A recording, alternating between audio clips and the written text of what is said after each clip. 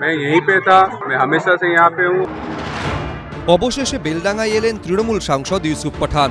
দুদিন ধরে চলা নৈরাজ্যের 48 ঘন্টা পর ভিন রাজ্যে পরিযায়ী শ্রমিককে খুন ও মারধরের অভিযোগে প্রতিবাদের নামে শুক্র ও শনিবার তাণ্ডব চলেছে মুর্শিদাবাদের বেলডাঙ্গায়।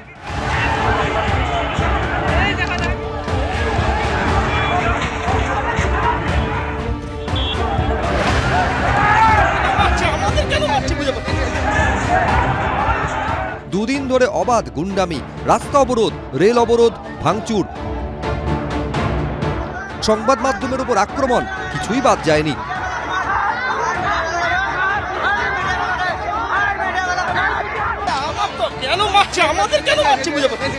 কিন্তু এই দুদিনের মধ্যে দেখা যায়নি এলাকার তৃণমূল সাংসদ ইউসুফ পাঠানকে, ফলে ক্ষোভ উগরে দেন স্থানীয় বাসিন্দারা।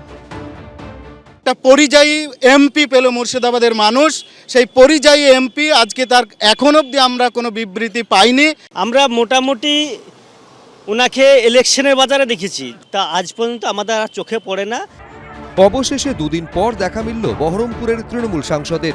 মৃত পরিযায়ী শ্রমিকের মহেশপুরের বাড়িতে গেলেন ইউসুফ পাঠান।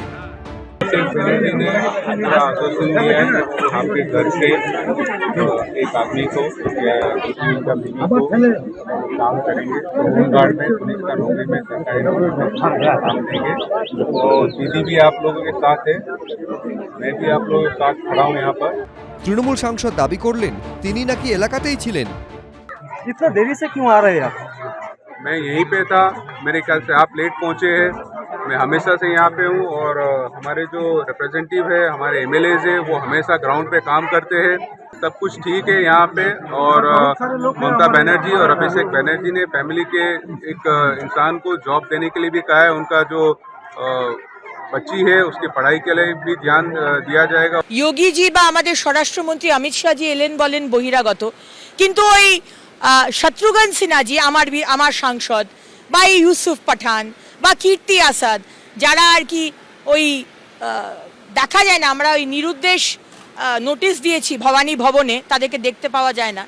হঠাৎ করে যদি ইউসুফ পাঠান, এতগুলো ঘটনা হয়ে গেল, এতগুলো শামশেরগঞ্জ হলো, বেলডাঙ্গার এতগুলো অশান্তি হলো, রায়েট হলো, ওনাকে দেখতে পাওয়া গেল, আজকে হঠাৎ উনি গেছেন, তো সাধারণ মানুষ এবং সংখ্যালঘু ভাইরা জিজ্ঞেস করবেন যে আপনি এতদিন কোথায় ছিলেন। প্রবল সমালোচনার মুখে রবিবার মৃত পরিযায়ী শ্রমিকের বাড়িতে গিয়ে পরিবারের হাতে আর্থিক সাহায্য তুলে দেন তৃণমূল সাংসদ ইউসুফ পাঠান। সঙ্গে ছিলেন বেলডাঙ্গার তৃণমূল বিধায়ক হাসানুজ্জামান।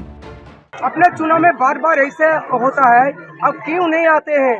मेरे ख्याल से आप लोगों को मिसगाइड किया गया है और यहाँ पे जो लोग ऐसे काम करते हैं, बहुत दुख का बात है कि वो मिसगाइड करते हैं, लोगों के बीच में एक मिसकॉन्सेप्ट क्रिएट किया जाए। मैं यहीं पे हूँ और यहाँ के डेवलपमेंट के लिए हमेशा आगे हूँ, हमेशा काम करता रहता हूँ। বহরমপুরের তৃণমূল সাংসদকে যখন গত দুদিন দেখা যায়নি, তখন সক্রিয় ছিলেন প্রাক্তন কংগ্রেস সাংসদ অধীর চৌধুরী। তিনি মৃতের বাড়িতে যান, পরিবারের সঙ্গে কথা বলেন, যার ফলে ইউসুফ পাঠানের অনুপস্থিতি নিয়ে প্রশ্ন আরও জোরালো হয়।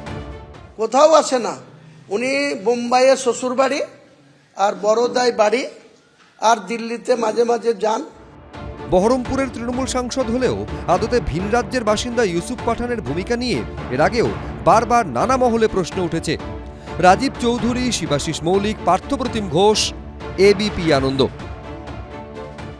এবিপি আনন্দ, এগিয়ে থাকে, এগিয়ে রাখে।